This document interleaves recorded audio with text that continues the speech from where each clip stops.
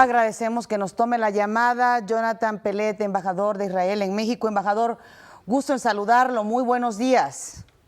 Buenos días. Embajador, hablar de este hombre es hablar de uno de los grandes hombres para la historia de Israel y para el mundo, sin duda. Absolutamente. Estamos hablando de una leyenda en su vida y, por supuesto, ahora después de su fallecimiento. Y un hombre reconocido realmente por todos, no solamente en Israel, sino en el mundo. Sí, los vamos a extrañar mucho.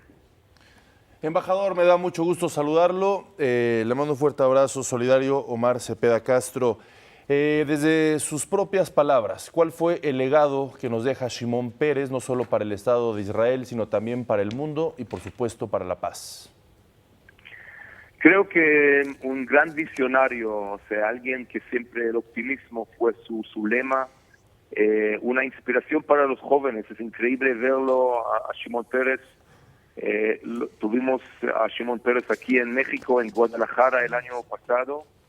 Ver a los jóvenes y a los líderes empresariales y a mexicanos de cualquier índole viniendo a escucharlo y querer saludarlo fue, creo, para mí una gran emoción y una gran muestra de la admiración hacia su pensamiento, su creatividad, su trayectoria. Embajador, una de las imágenes que dieron la vuelta al mundo fue aquella que se grabó en ese histórico apretón de manos entre el entonces primer ministro Yitzhak Rabin y el líder palestino Yasser Arafat. Y el artífice de ese momento cumbre e histórico fue precisamente Shimon Peres. Sí, definitivamente fue el arquitecto principal de los acuerdos de Oslo. La persona que realmente no solamente habló de hacer la paz, sino trabajó por la paz, ¿no? Junto con Yitzhak Rabin. Y al final ha comprobado que si uno realmente quiere llegar a una conciliación y un acercamiento con nuestros enemigos, hay que sentar con ellos directamente y negociar con ellos, aunque sea difícil.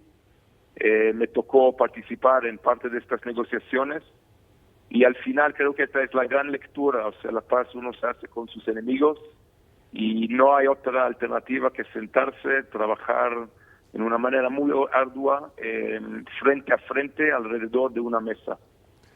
Eso en el ámbito internacional sin duda fue uno de sus grandes legados, un hombre comprometido con la paz y con la posibles acuerdos entre Palestina e Israel. Dentro del Estado israelí, ¿cuáles fueron las principales instituciones que fomentó en lo económico y en lo político Shimon Peres?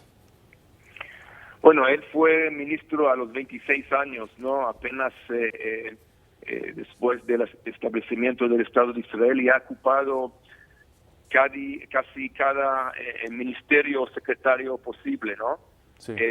Y ha dejado su huella en el mundo cultural, por supuesto, en el mundo de la seguridad, de estrechar lazos con países con los cuales no tuvimos relaciones. Estoy hablando de países occidentales, no necesariamente con los países árabes. Realmente fomentar un diálogo abierto con el mundo entero. Ha contribuido realmente a la economía, fue ministro de Economía y salvó a la economía israelí en más de una ocasión. Lideró a Israel durante operaciones muy complicadas, como fue el rescate de los rehenes en Entebbe en 1976. En fin, realmente no hay hoy un día, yo diría, en los 68 años de la historia de Israel, algo en el cual Shimon Peres no estaba involucrado, pero de una posición de liderazgo y de contribución. Embajador Jonathan Pellet, sin duda lo que podríamos resumir, un verdadero estadista. Ese fue Shimon Peres y además un impulsor también de la economía para poder crecer como nación. Sí, fíjense que Israel es un país que tiene de superficie el tamaño de Hidalgo y sin embargo ha podido realmente lucir y ser un lugar que no solamente representa el hogar del pueblo judío y el centro de las tres religiones, sino también ha podido dar su experiencia, su tecnología, su ciencia al mundo, y creo que la persona que más lo manifestó y más lo hizo a Israel tan conocida y tan famosa era justamente Shimon Peres. Claro. Señor embajador, finalmente tengo entendido que van a ir varios jefes de Estado a darle el último adiós a Shimon Peres. ¿Se ha puesto con usted en contacto la Secretaría de Relaciones Exteriores de México para informarle si va a ir el presidente Enrique Peña Nieto a esta despedida?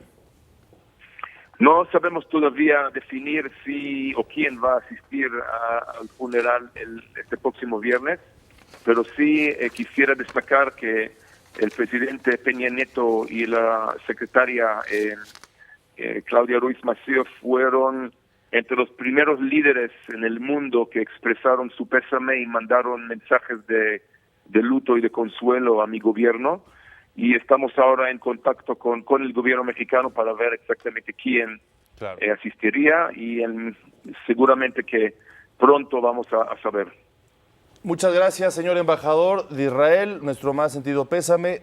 Sabemos que usted era una persona cercana a Shimon Peres, que era parte de sus amigos, lo cual nos solidarizamos con usted y le mandamos un fuerte abrazo desde el estudio de México al Día. Muchas gracias por estar con nosotros. Muchas gracias a ustedes. Gracias.